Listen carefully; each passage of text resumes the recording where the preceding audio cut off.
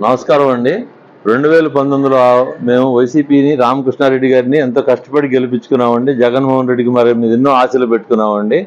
ఆ రోజు నేను రాజధాని అమరావతిలో ఉంటుందని చెప్పి మంగళగిరి బహిరంగ సభలో ప్రమాణం చేశారండి. తర్వాత గెలిచిన పిమ్మట మొట్టమొదట ప్రజావేదికను కూల్చడంతో మొదలుపెట్టినప్పటి నుంచి మాకు ఆయన మీద వ్యతిరేకత వచ్చిందండి. ఆయన మీద మాకు నమ్మకం పోయిందండి. అన్ని వినాశనంతో మొదలు పెట్టారండి. అలాగే మాకు తెనాలి రోడ్డు కూడా కనీసం ఇప్పుడు వరకు వేయలేకపోయారండి. మా అపార్ట్మెంట్ కనీసం మేము 2 సంవత్సరాలు అయిందండి ఇక్కడ అపార్ట్మెంట్ కొనుక్కుని. మాకు డ్రింకింగ్ వాటర్ ఫెసిలిటీ లేదండి, డ్రైనేజ్ ఫెసిలిటీ లేదండి. ఇక్కడ దోమలతో మేము చాలా ఇబ్బంది పడుతున్నామండి. రిజిస్ట్రేషన్ చేసి 2 సంవత్సరాలు అయితే మాకు ట్యాక్స్ వేయమని చెప్పి మేము తిరుగుతుండే ఇంతవరకు మాకు ట్యాక్స్ వేయలేదండి. మేము డబ్బులు కడతామన్నా కానీ.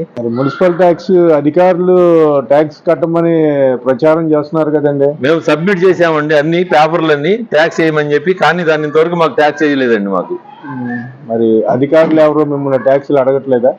అవి ఎవరు రావట్లేదండి, అసలు మా దగ్గరికి ఎవరు రావట్లేదండి. అది చెత్త పన్నుకి రావట్లేదు, దేనికి రావట్లేదండి మా దగ్గరికి. ఇంకా మరి మీరు ఈ ప్రభుత్వం మీద అసలు మీరు ఏ విధంగా స్పందిస్తారు ఇప్పుడు? అసలు సార్, ఆ రోజు జగన్మోహన్ రెడ్డి గారు ధరల స్థిరీకరణ నిధి అని పెట్టారండి. ఇంతవరకు ధరల స్థిరీకరణ నిధిపై మాట్లాడిన లేరండి. నేను ఒక వ్యవసాయదారుడినేనండి. మళ్ళీ అదేవిధంగా సిపిఎస్ రద్దు చేస్తా అన్నారు. ఉదాహరణకి మొత్తం కేంద్ర ప్రభుత్వం డిజిటల్ పేమెంట్ అంటుందండి.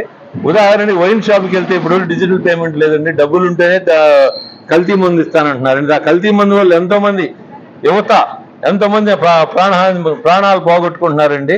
2024లో మద్యం రద్దు చేస్తేనే ఓటు అడుగుతానన్నారు, కానీ ఇంతవరకు మద్యం రద్దు విషయం మాట్లాడలేదు. పైగా 15 సంవత్సరాలు మద్యం మీద వచ్చే ఆదాయం మీద అప్పు తీసుకొచ్చారండి.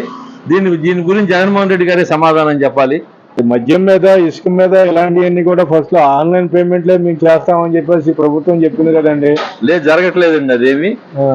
మరి ఎందువలన అది వాళ్ళు సొంత వ్యాపారాల్లాగా చేసుకుంటున్నారండి. అది ప్రభుత్వానికి ఖజానాకు సంబంధించి ప్రజల సొమ్ములాగా భావించట్లేదండి వాళ్ళు.